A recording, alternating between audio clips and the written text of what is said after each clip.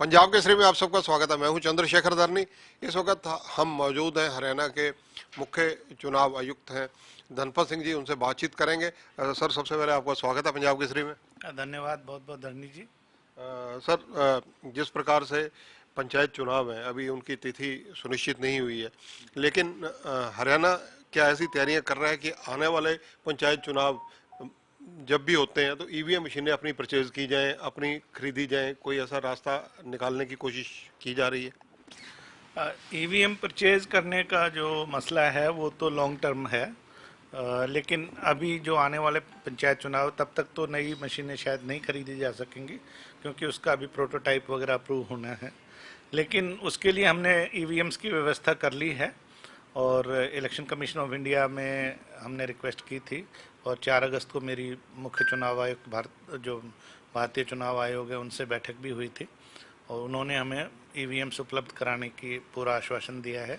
तो 20,000 ईवीएम्स हमें गुजरात से उपलब्ध हो रही हैं, 5,000 उत्तर प्रदेश ने हमें उपलब्ध कराई हैं, और इसके अलावा 15,000 इलेक्शन कमीशन ऑफ इंडिया हमें और उपलब्ध कराने का आश्वासन मिला है, और 5300 हमारी खुद की पास हैं हमारे पास। तो हमें लगता है कि हम पंचायतों का जो सरपंचों का चुनाव है इससे बखूबी कर पाएंगे। सर, आने वाले समय में क्या हरियाणा जैसे बिहार या कुछ ऐसे स्टेट्स हैं जिनके पास अपनी ईवीएम मशीन्स हैं पंचायत चुनावों के लिए, नगर पालिका चुनावों के लिए, तो हरियाणा भी क्या इस तरफ आत्मनिर्भरता की तरफ बढ़ सकता है? जी, हमारे यहाँ हर साल लगभग 25-30 करोड़ रुपए का प्रावधान होता आया है, लेकिन प्रोटोटाइप अप्रूव ना होने की वजह से और सभी स्टेट्स का एक मत ना होने की वजह से ये खरीदी नहीं जा चुकी। लेकिन अब इलेक्शन कमीशन ऑफ इंडिया ने भी गाइडलाइंस इशू कर दी हैं, तो मुझे लगता है कि निकट भविष्य में इस बारे में कोई फैसला हो जाएगा। तो हर साल 10-10, 12-12 हज़ार करके हम जो अपनी रिक्वायरमेंट है वो खरीद लेंगे आने वाले समय में। सर, एक चीज़ की जानकारी और लेनी चाहूँगा दर्शकों के लिए। जो ये ईवीएम मशीनें आने वाले समय में 1 साल 2 साल जब भी खरीदनी हरियाणा शुरू करेगा, पहल करेगा, तो ये मशीनें जो है ईवीएम की पंचायत चुनावों नगर पालिकाओं के अलावा क्या विधानसभा या सांसद इनके चुनावों में भी काम याब रहेंगी या अलग अलग रहेंगी? नहीं, मैं आपको थोड़ी सी इसकी हिस्ट्री बता दूं। सबसे पहले जो M1 टाइप मशीनें थी जो विधानसभा और लोकसभा के लिए प्रयोग होती थी, जब वहाँ से प्रयोग उनका हट गया उसके बाद ही वो ग्राम पंचायत, तो पंचायत समिति, जिला परिषद और जो म्यूनसिपल कमेटीज़, काउंसिल और कॉरपोरेशंस के चुनाव के लिए उपलब्ध करवाई गई थी। उससे पहले बैलेट पे ही चुनाव होता था।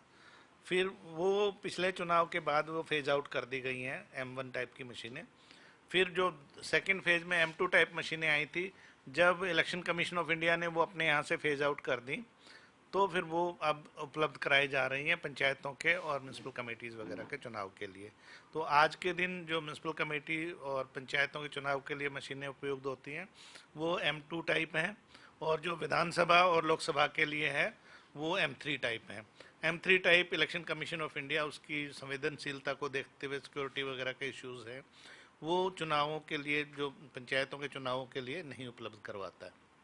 सर, जब हरियाणा अपनी ईवीएम मशीनें खरीद लेगा साल 2 साल 3 साल में, तो उनको रखने की व्यवस्था कैसे रहेगी, किस स्तर पर रहेगी? देखिए, हर एक जो चुनाव है उसका मुख्य बिंदु, जो उसका मुख्य अधिकारी हम कहें जिम्मेदारी, वो जिला उपायुक्त की रहती है।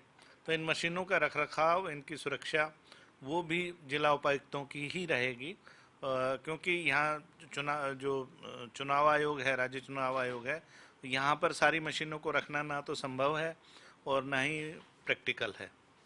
सर, एक चीज़ और है, जैसे कि क्योंकि कोविड चल रहा है, इस दौरान अगर पंचायत चुनावों की तिथि जल्दी सुनिश्चित हो जाती है, कोर्ट से हरी झंडी मिलती है, तो क्या आपकी तैयारी पूरी है हरियाणा में एक साथ चुनाव करवाने की? हाँ, नहीं, हमारी ओर से चुनाव संबंधित सभी औपचारिकताएं पूर्ण कर ली गई हैं।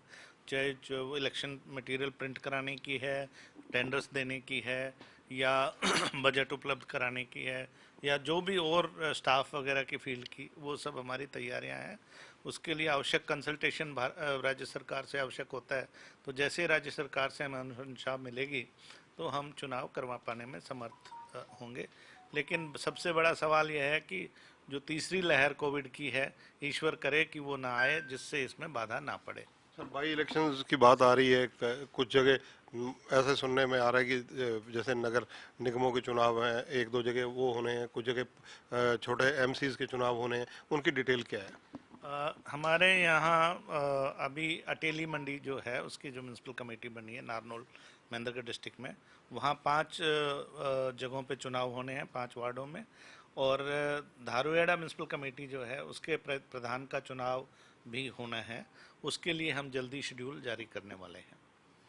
तो सर ये शेड्यूल कब तक कोई अंदाजा जारी कर दिया जाएगा? 18 अगस्त है उनके इलेक्टोरल रोल रिवीजन की, तो वो रिवीजन इलेक्टोरल रोल रिवीजन की रिपोर्ट आने के बाद ही हम इसको शेड्यूल जारी कर पाएंगे। तो महिलाओं की भागीदारी को लेकर जैसे 50% पिछले दिनों सरकार की तरफ से निर्णय लिया गया, उसको लेकर आपके पास क्या मतलब इनपुट रिपोर्ट्स हैं, क्या जानकारियां मिल रही हैं कि कितना की उपयोगिता रहेगी इस चीज़ की?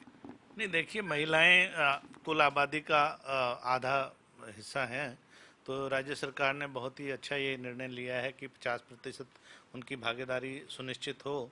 लेकिन इसकी टेक्निकलिटी को लेकर कुछ संस्थाएं माननीय उच्च न्यायालय में गई हैं, तो वो 20 तारीख को केस लगा हुआ है, तो अब इस समय तो मेरा उस पर टिप्पणी करना उचित नहीं होगा।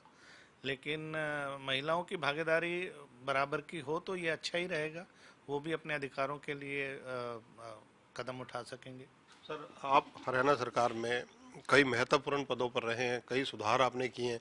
अब क्योंकि आपके पास यहाँ का चार्ज है, यहाँ आपकी ड्यूटी है, तो यहाँ किस तरह की कोई नई व्यवस्था परिवर्तन कोई चीज़ें दिमाग में आती हों करने के लिए?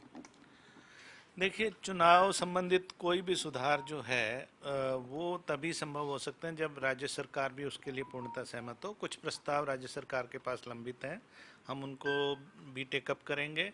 दूसरा, जैसे ईवीएम्स की सुनिश्चितता के लिए पहले भी मैंने शुरू में बताया ओपनिंग रिमार्क्स में, तो अपनी ईवीएम्स भी हम खरीदने की कोशिश करेंगे जैसे ही प्रोटोटाइप अप्रूव हो जाता है। और भी जो वेबसाइट पे लोगों को जागरूक करने के लिए जितनी ज़्यादा से ज़्यादा पारदर्शिता हो, हम उसको लाने की कोशिश करेंगे। धन्यवाद सर। तो ये हैं धनपत सिंह जी, हरियाणा के मुख्य चुनाव आयुक्त हैं। इनका कहना है कि कोर्ट में जो मामला है पंचायतों का, कोर्ट के रुख के ऊपर भी बड़ा कुछ निर्भर करता है। जैसे ही वहाँ से कुछ हरी झंडी मिलती है तो निसंदेह सरकार की तरफ से प्रस्ताव आएगा, तो पंचायत चुनाव करवाने के लिए पूरी तरह से कटिबद्ध है चुनाव आयोग। और इसके अलावा कोरोना जो कोविड है उसकी तीसरी लहर कहर ना भर पाए, उसके लिए भी परमात्मा से ये दुआ कर रहे हैं, क्योंकि अगर कोविड में इलेक्शन जैसे पहले हुए हैं, अगर वैसी व्यवस्था रहती है तो निसंदेह चुनौतियां भी रहेंगी और वैसी व्यवस्था करनी भी पड़ेगी।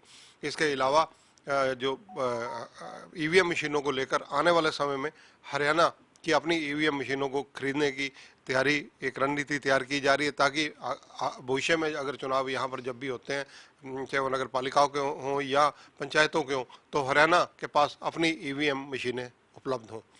कैमरामैन संजय सिंह के साथ चंद्रशेखर धरनी, पंजाब केसरी टीवी, पंचकुला। हमसे जुड़े रहने के लिए हमारे YouTube चैनल को सब्सक्राइब करें और नई वीडियो की नोटिफिकेशन के लिए बेल आइकॉन को दबाएं। अगर आप ये वीडियो Facebook पर देख रहे हैं तो लाइक जरूर करें और ज्यादा से ज्यादा शेयर करें। धन्यवाद।